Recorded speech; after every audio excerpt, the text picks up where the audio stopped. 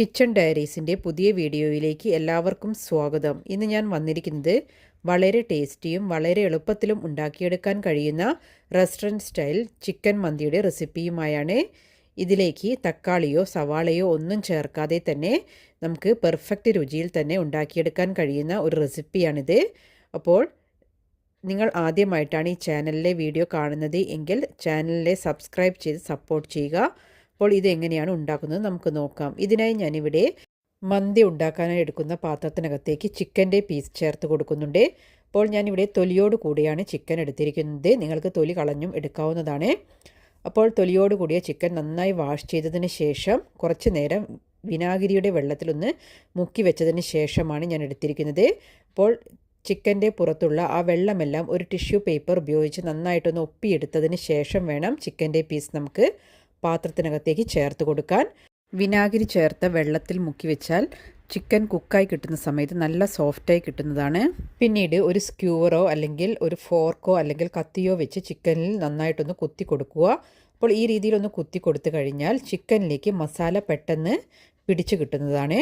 അപ്പോൾ ഞാൻ എല്ലാ ഭാഗത്തും ചിക്കനിൽ ഈ രീതിയിലൊന്ന് സ്ക്യൂവർ വെച്ച് പ്രസ് ചെയ്ത് കൊടുത്തിട്ടുണ്ട്. ഇനി നമുക്കിതിലേക്ക് ആവശ്യമുള്ള മസാലകൾ ചേർത്ത് കൊടുക്കാം. ഇതിനകത്തേക്ക് 1.25 ടേബിൾ സ്പൂൺ അളവിലാണ് കുരുമുളക് പൊടി ചേർത്ത് കൊടുത്തിരിക്കുന്നത്. ചതച്ച കുരുമുളകാണ് ചേർത്തിരിക്കുന്നത്. പിന്നീട് ഇതിലേക്ക് 1.25 ടീസ്പൂൺ അളവിൽ ജീരകം ചതച്ചത് ചേർത്ത് കൊടുക്കുന്നുണ്ട്. അതിനുശേഷം 2 മീഡിയം വലുപ്പത്തിലുള്ള ക്യാപ്സിക്കം ചെറുതായി അരിഞ്ഞതാണ് ചേർത്ത് കൊടുക്കുന്നത്. 1/4 കപ്പ് അളവിലാണ് ക്യാപ്സിക്കം ഇതിനകത്തേക്ക് ചേർത്തിരിക്കുന്നത്. പിന്നീട് ഇതിലേക്ക് 2 ചിക്കൻ സ്റ്റോക്കാണ് ചേർത്ത് കൊടുക്കുന്നത്. മാഗിയുടെ ചിക്കൻ സ്റ്റോക്ക് ഒന്ന് പൊടിച്ചതിന് ശേഷമാണ്, കൈവച്ചൊന്ന് പൊടിച്ചെടുത്തതിന് ശേഷമാണ് ഞാൻ ഇതിനകത്തേക്ക് ചേർത്ത് കൊടുക്കുന്നത്. നമ്മൾ ഇതിനകത്തേക്ക് ഉപ്പ് ചേർത്ത് കൊടുക്കുന്നില്ല, കാരണം ചിക്കൻ സ്റ്റോക്കിൽ ആവശ്യത്തിനുള്ള ഉപ്പുണ്ടാവും. അപ്പോൾ ക്യാപ്സിക്കം ചേർക്കുന്ന സമയത്ത് നന്നായി പൊടിയായി അരിഞ്ഞു വേണം നമ്മൾ ഇതിനകത്തേക്ക് ചേർത്ത് കൊടുക്കാൻ. ആ ചിക്കൻ കുക്കാവുന്ന സമയം കൊണ്ട് ക്യാപ്സിക്കവും അലിഞ്ഞില്ലാതായി തീരും. പിന്നീട് ഒരു 3 ടേബിൾ സ്പൂൺ അളവിൽ മല്ലിയില പൊടിയായി അരിഞ്ഞതും 2.5 ടേബിൾ സ്പൂൺ അളവിൽ പുതിനയില അരിഞ്ഞതും ചേർത്ത് കൊടുക്കുന്നുണ്ട്. പിന്നീട് ഇതിനകത്തേക്ക് ഫുഡ് കളറാണ് ചേർത്ത് കൊടുക്കുന്നത്. ഒരു 3 ഡ്രോപ്സ് റെഡ് ഫുഡ് കളർ ഇതിനകത്തേക്ക് ചേർത്ത് കൊടുക്കുന്നുണ്ട്. പെർമിറ്റഡ് ഫുഡ് കളറാണ് ചേർത്തിരിക്കുന്നത്. അപ്പോൾ ഞാനിത് വീഡിയോ എടുക്കുന്നത് കൊണ്ട് മാത്രമാണ് ഇതിനകത്തേക്ക് ഫുഡ് കളർ ചേർത്ത് കൊടുക്കുന്നത്. നിങ്ങൾ വീട്ടിലുണ്ടാക്കുന്ന സമയത്ത് ഫുഡ് കളർ ചേർക്കേണ്ട യാതൊരു ആവശ്യവും ഇല്ല. പിന്നീട് ഇതിനകത്തേക്ക് 1/4 കപ്പിനടുത്ത് ഓയിലാണ് ചേർത്ത് കൊടുക്കുന്നത്. അപ്പോൾ ഓയിൽ കുറച്ച് കൂടുതൽ തന്നെ ഉപയോഗിക്കണം, കാരണം നമ്മളിത് റൈസിലേക്ക് പിന്നീട് ഓയിലൊന്നും ചേർത്ത് കൊടുക്കുന്നില്ല. പിന്നെ മന്തി എന്ന് പറയുന്നത് കുറച്ച് ഓയിൽ മുന്നിട്ട് നിൽക്കുന്ന ഒരു റെസിപ്പി തന്നെയാണ്. അതുകൊണ്ട് ഒരു 1/4 കപ്പ് നിറയെ എടുത്തിട്ടില്ല, 1/4 കപ്പിനടുത്ത് മാത്രമാണ് ഓയിൽ ഞാൻ ഇതിനകത്തേക്ക് ചേർത്തിരിക്കുന്നത്. അതിനുശേഷം കൈ ഉപയോഗിച്ച് നന്നായിട്ട് തന്നെ ഒന്ന് മിക്സ് ചെയ്തെടുക്കുക. ആ മസാലയും എല്ലാം ചിക്കൻ്റെ എല്ലാ ഭാഗത്തും നന്നായിട്ടൊന്ന് മിക്സ് ആവുന്ന വിധത്തിൽ നമുക്കൊന്ന് മിക്സ് ചെയ്തതിന് ശേഷം ഇത് ഇവിടെ നന്നായിട്ട് തന്നെ ഒന്ന് നിരത്തി വെച്ച് കൊടുക്കാം. അതിനുശേഷം ഒരു സമയമുണ്ടെങ്കിൽ 1 മണിക്കൂറിനടുത്ത് റെസ്റ്റ് ചെയ്യാൻ മാറ്റി വെക്കാം. അപ്പോൾ സമയമില്ലെങ്കിൽ ഒരു 15 മിനിറ്റെങ്കിലും റെസ്റ്റ് ചെയ്യാൻ വെക്കുക. അപ്പോൾ ഞാനിവിടെ ചിക്കൻ 1 മണിക്കൂർ സമയം ഫ്രിഡ്ജിലേക്ക് മാറ്റുന്നുണ്ട്. അതിനുശേഷം ഞാനിവിടെ റൈസ് ഒന്ന് സോക്ക് ചെയ്യാൻ വെക്കുന്നുണ്ട്. ഇവിടെ ഞാൻ സെല്ല ബസ്മതി റൈസാണ് എടുത്തിരിക്കുന്നത്. അത് 4 കപ്പ് അളവിലാണ് സെല്ല ബസ്മതി റൈസ് ഞാനിവിടെ എടുത്തിരിക്കുന്നത്. ഇത് നന്നായി വാഷ് ചെയ്തതിന് ശേഷം ഇതിനകത്തേക്ക് ആവശ്യത്തിന് വെള്ളം ഒഴിച്ച് നമുക്ക് ഇത് 1 മണിക്കൂറിനടുത്ത സമയം ഇതൊന്ന് സോക്ക് ചെയ്യാൻ വെക്കാം. അപ്പോൾ ഏകദേശം 1 മണിക്കൂറിന് ശേഷം ഞാനിവിടെ ചിക്കൻ ഫ്രിഡ്ജിൽ നിന്നും പുറത്തെടുത്തിട്ടുണ്ട്. ഇത് അടുപ്പിലേക്ക് മാറ്റുന്നുണ്ട്. അതിനുശേഷം നമുക്ക് ഹൈ ഫ്ലെയിമിൽ വെച്ച് ഒരു 2-3 മിനിറ്റ് സമയം ഒന്ന് കുക്ക് ചെയ്തെടുക്കാം. ആ തണുപ്പെല്ലാം ഒന്ന് പെട്ടെന്ന് മാറി കിട്ടുന്നതിന് വേണ്ടിയിട്ട് ഹൈ ഫ്ലെയിമിൽ വെച്ച് ഒരു 2-3 മിനിറ്റ് സമയം നന്നായിട്ട് കുക്ക് ചെയ്തെടുക്കുന്നുണ്ട്.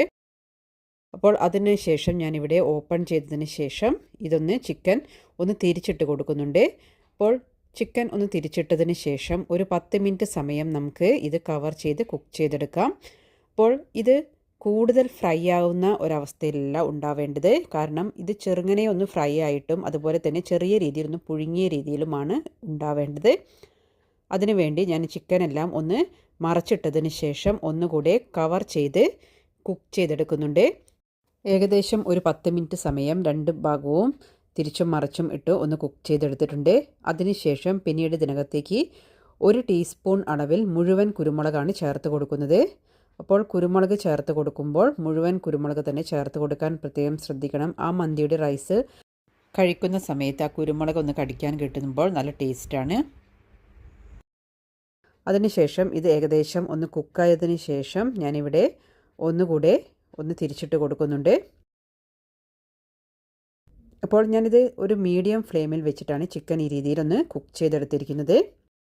അതിനുശേഷം ഇത് അടുത്ത അടുപ്പിലേക്ക് മാറ്റി ചെറിയ ഫ്ലെയിമിൽ ആക്കിയിട്ട് വെച്ച് കൊടുക്കുന്നുണ്ട്. ഇനി നമുക്ക് ഇതിന് വേണ്ട റൈസ് തയ്യാറാക്കാം. പിന്നീട് അടുപ്പിലേക്ക് ഒരു പാനിൽ ആവശ്യത്തിന് വെള്ളം എടുത്തിട്ടുണ്ട്. അതിലേക്ക് 4 ഏലക്കായും 4 ഗ്രാമ്പൂവും ഒരു ചെറിയ കഷ്ണം പട്ടയും ചേർത്ത് കൊടുക്കുന്നുണ്ട്. പിന്നീട് ഇതിനകത്തേക്ക് ഒരു നാരങ്ങ, ഉണക്ക നാരങ്ങ ഒന്ന് ഫോർക്ക് കൊണ്ട് ഒന്ന് പ്രസ് ചെയ്തതിന് ശേഷം ഇതിനകത്തേക്ക് ചേർത്ത് കൊടുക്കുന്നുണ്ട്. ആ നാരങ്ങയുടെ ഫ്ലേവർ വെള്ളത്തിലേക്ക് ഇറങ്ങുന്നതിന് വേണ്ടിയിട്ടാണ്. പിന്നീട് ഇതിനകത്തേക്ക് 2 ടേബിൾ സ്പൂൺ അളവിൽ ഓയിൽ ചേർത്ത് കൊടുത്തിട്ടുണ്ട്. അതിനുശേഷം ഇതിനകത്തേക്ക് ആവശ്യത്തിനുള്ള ഉപ്പ് ചേർത്ത് കൊടുക്കുക. ഇവിടെ ഞാൻ കല്ലുപ്പാണ് ചേർത്ത് കൊടുത്തിരിക്കുന്നത്. ഇത് നന്നായിട്ടൊന്ന് തിളച്ച് വരുന്ന സമയം വരെ നമുക്ക് വെയിറ്റ് ചെയ്യാം. അപ്പോൾ ഇത് നന്നായി തിളച്ച് വന്നതിന് ശേഷം ഇതിനകത്തേക്ക് നമ്മൾ നേരത്തെ സോക്ക് ചെയ്ത് വെച്ചിരിക്കുന്ന അരി ഞാനൊരു സ്ട്രെയിനറിലേക്ക് ചേർത്ത് വെള്ളമെല്ലാം കളഞ്ഞെടുത്തിട്ടുണ്ട്. അപ്പോൾ വെള്ളം കളഞ്ഞെടുത്തിരിക്കുന്ന അരി നമുക്ക് ഇതിനകത്തേക്ക് ചേർത്ത് കൊടുക്കാം. നെയ്ച്ചോറ് ഉണ്ടാക്കുന്നത് പോലെ നമ്മൾ വറ്റിച്ചല്ല മന്തി റൈസ് ഉണ്ടാക്കുന്നത്. നമ്മൾ ഇതിനകത്തെ വെള്ളം ഒരു സ്ട്രെയിനറിലേക്ക് ഊറ്റിയെടുക്കുകയാണ് ചെയ്യുന്നത്. അതിനുശേഷം നന്നായിട്ടൊന്ന് ഇളക്കി കൊടുക്കുക. പിന്നീട് നമുക്കിത് കുക്ക് ചെയ്തെടുക്കാം. അപ്പോൾ ഏകദേശം ഒരു 90% കുക്ക് ചെയ്യേണ്ട ആവശ്യം മാത്രമേ ഉള്ളൂ.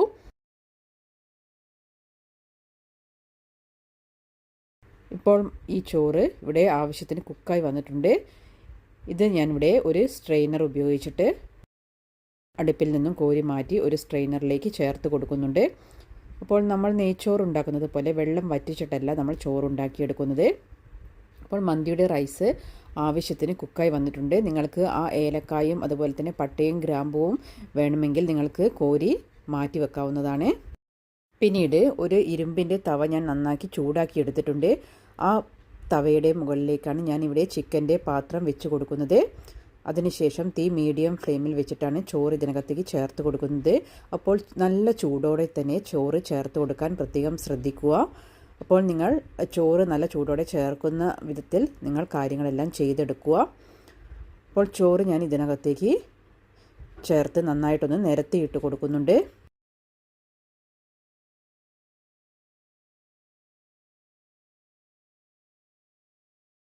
പിന്നീട് നിങ്ങൾക്ക് ഇതിന് മുകളിലായിട്ട് ആവശ്യമുണ്ടെങ്കിൽ മാത്രം കുറച്ച് റെഡ് കളർ ചേർത്ത് കൊടുക്കാവുന്നതാണ്. ഞാനിവിടെ 2 ഡ്രോപ്പ് മാത്രം ഇതിനകത്തേക്ക് റെഡ് കളർ ചേർത്ത് കൊടുത്തിരിക്കുന്നത്. പിന്നീട് ചോറിന് കുറച്ച് മഞ്ഞ കളർ കിട്ടാൻ വേണ്ടി ഞാനിവിടെ പാലിലേക്ക് കുറച്ച് മഞ്ഞൾപ്പൊടി നന്നായിട്ടൊന്ന് കലക്കിയെടുത്തതിന് ശേഷം അത് കുറേശ്ശെയായി ഇതിന് മുകളിലേക്ക് ചേർത്ത് കൊടുക്കുന്നുണ്ട്. അതിനുശേഷം ബാക്കിയുള്ള ചോറും കൂടെ ഇതിന് മുകളിലായിട്ട് ചേർത്ത് കൊടുക്കുന്നുണ്ട്. അതിനുശേഷം അതിന് മുകളിലായിട്ട് ബാക്കിയുള്ള ആ മഞ്ഞ കളറും അതുപോലെ തന്നെ ആ ചിക്കൻ വേവിച്ചതിൽ നിന്ന് കുറച്ച് എണ്ണ ഞാൻ എടുത്തു വെച്ചിരുന്നു, അതുകൂടി ഇതിന് മുകളിലായിട്ട് ചേർത്ത് കൊടുത്തിട്ടുണ്ട്. പിന്നീട് ഇത് നന്നായിട്ടൊന്ന് നിരത്തിയതിന് ശേഷം ഇതിന് മുകളിലായിട്ട് കുറച്ച് പച്ചമുളക് വെച്ച് കൊടുക്കുന്നുണ്ട്. അപ്പോൾ പച്ചമുളക് നന്നായി കഴുകിയതിന് ശേഷം ഈ രീതിയിലൊന്ന് കുത്തനെ വെച്ച് കൊടുക്കുന്നുണ്ട്. അപ്പോൾ ചോറ് നന്നായിട്ട് ചൂടാവുന്ന സമയത്ത് ഈ പച്ചമുളക് നന്നായി വാടി കിട്ടുന്നതാണ്. അപ്പോൾ എരിവ് വേണ്ടവർക്ക് ഈ പച്ചമുളക് ചോറിൽ ഞെരടി കൂട്ടി കഴിക്കാവുന്നതാണ്. അതുപോലെ തന്നെ ചോറിലേക്ക് ഇതിൻ്റെ ടേസ്റ്റും ഇറങ്ങുന്നതാണ്.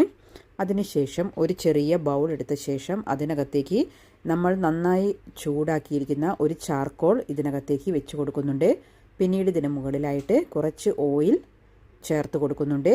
അപ്പോൾ ഓയിൽ ചേർത്തതിന് ശേഷം ഇത് നന്നായിട്ട് പുക വരുന്നതാണ്. അപ്പോൾ ആ പുക പോകുന്നതിന് മുൻപായി തന്നെ നന്നായിട്ട് ഫോയിൽ ഉപയോഗിച്ച് കവർ ചെയ്തെടുക്കുക.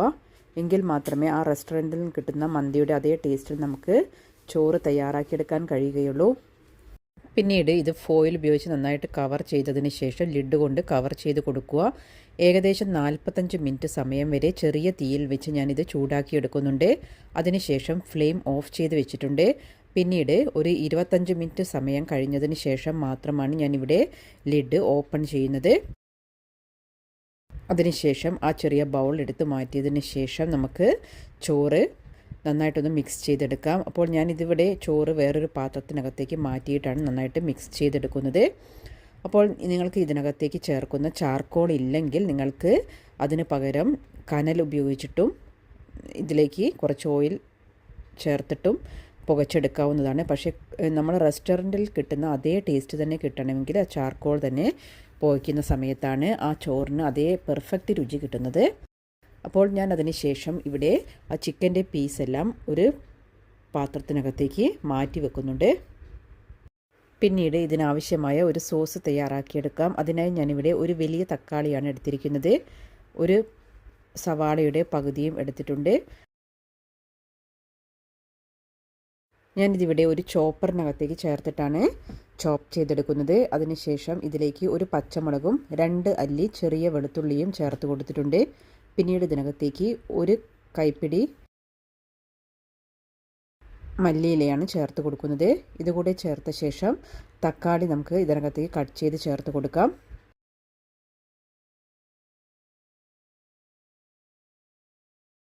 അതിനുശേഷം നമുക്കിത് ചോപ്പ് ചെയ്തെടുക്കാം. അപ്പോൾ നിങ്ങൾക്ക് ചോപ്പർ ഇല്ലെങ്കിൽ നിങ്ങൾക്ക് മിക്സിയുടെ ഒരു ചെറിയ ജാറിനകത്ത് ചേർത്തും പൾസ് ചെയ്തെടുത്താൽ മതി. അപ്പോൾ ഞാനിത് നന്നായിട്ടൊന്ന് ചോപ്പ് ചെയ്തതിന് ശേഷം ഇതിനകത്തേക്ക് ഒരു ചെറുനാരങ്ങയുടെ ഒരു ചെറിയ കഷ്ണത്തിൻ്റെ നീര് ഞാൻ ഇതിനകത്തേക്ക് ചേർത്ത് കൊടുക്കുന്നുണ്ട്. അപ്പോൾ ഇത് നമുക്ക് ആദ്യം തന്നെ ചേർത്ത് കൊടുക്കാവുന്നതാണ്. എന്നോട് ആ സമയത്ത് ചേർത്ത് കൊടുക്കാൻ വിട്ടുപോയി, അതുകൊണ്ടാണ് പിന്നീട് ചേർത്ത് കൊടുത്തിരിക്കുന്നത്. അതിനുശേഷം ഒന്നുകൂടെ ചോപ്പ് ചെയ്തതിന് ശേഷം ഞാൻ ഇതൊരു ബൗളിലേക്ക് ചേർത്ത് കൊടുക്കുന്നുണ്ട്. ഇതിനകത്തേക്ക് ആവശ്യമായ ഉപ്പ് ചേർത്തതിന് ശേഷം ഈ ചോപ്പ് ചെയ്തെടുത്തിരിക്കുന്ന ടൊമാറ്റോ പേസ്റ്റ് ഞാൻ ഇതിനകത്തേക്ക് ചേർത്ത് കൊടുക്കുന്നുണ്ട്. അതിനുശേഷം നന്നായിട്ടൊന്ന് മിക്സ് ചെയ്തെടുക്കുക. അപ്പോൾ നമ്മുടെ ടൊമാറ്റോ സൽസ ഇവിടെ തയ്യാറായിട്ടുണ്ട്. നല്ല ടേസ്റ്റി ആയിട്ടുള്ള ഒരു സൽസയുടെ റെസിപ്പിയാണിത്. നിങ്ങളൊന്ന് ട്രൈ ചെയ്ത് നോക്കുക. അതിനുശേഷം മന്തി ഞാനിവിടെ റൈസ് നന്നായിട്ടൊന്ന് മിക്സ് ചെയ്തതിന് ശേഷം ഇവിടെ ഒരു സെർവിങ് ബൗളിലേക്ക് മാറ്റുന്നുണ്ട്. അപ്പോൾ നല്ല സോഫ്റ്റ് ആയിട്ടുള്ള റൈസ് തന്നെയാണ് നമ്മൾ തയ്യാറാക്കിയെടുത്തിരിക്കുന്നത്. ഇപ്പോൾ ചോറ് ഞാനിവിടെ ഒരു സെർവിങ് ബൗളിലേക്ക് മാറ്റുന്നുണ്ട്. അപ്പോൾ നിങ്ങൾ ഇതുവരെ ഈ രീതിയിൽ മന്തി തയ്യാറാക്കിയിട്ടില്ലെങ്കിൽ ഒരു തവണയെങ്കിലും ഈ രീതിയിലൊന്ന് ട്രൈ ചെയ്ത് നോക്കുക. നമ്മൾ റെസ്റ്റോറൻറ്റിൽ നിന്ന് വാങ്ങുന്ന മന്തിയുടെ അതേ ടേസ്റ്റിൽ തന്നെ നമുക്ക് വളരെ കുറഞ്ഞ ഇൻഗ്രീഡിയൻസ് വെച്ച് തന്നെ നമുക്ക് വീട്ടിൽ മന്തി തയ്യാറാക്കിയെടുക്കാൻ കഴിയുന്നതാണ്. നിങ്ങൾ ആദ്യമായിട്ടാണ് ഈ ചാനലിലെ വീഡിയോ കാണുന്നത് എങ്കിൽ ആ ചാനലിൻ്റെ താഴെയുള്ള ആ സബ്സ്ക്രൈബ് ബട്ടൺ ഒന്ന് പ്രസ് ചെയ്തതിന് ശേഷം ചാനൽ ഒന്ന് സബ്സ്ക്രൈബ് ചെയ്ത് വെക്കുക. അടുത്തുള്ള ബെൽ ബട്ടൺ കൂടെ എനേബിൾ ചെയ്ത് വെക്കുക. എങ്കിൽ മാത്രമേ ഞാൻ അപ്ലോഡ് ചെയ്യുന്ന വീഡിയോയുടെ നോട്ടിഫിക്കേഷൻ നിങ്ങൾക്ക് ലഭിക്കുകയുള്ളൂ. അപ്പോൾ നിങ്ങൾക്ക് ഈ വീഡിയോ ഇഷ്ടമായിട്ടുണ്ടെങ്കിൽ ഫ്രണ്ട്സിനും ഫാമിലിക്കും എല്ലാം ഷെയർ ചെയ്ത് സപ്പോർട്ട് ചെയ്യുക. അപ്പോൾ ഞാനിവിടെ സെർവിങ് പ്ലേറ്റിലേക്ക് മന്തിയും അതുപോലെ തന്നെ ചിക്കനും എല്ലാം ചേർത്ത് വെച്ചിട്ടുണ്ട്. പിന്നീട് നമ്മൾ എടുത്തു വെച്ചിരിക്കുന്ന ആ ടൊമാറ്റോ സൽസ കൂടെ ചേർത്തിട്ട് നമുക്കിത് സെർവ് ചെയ്യാവുന്നതാണ്.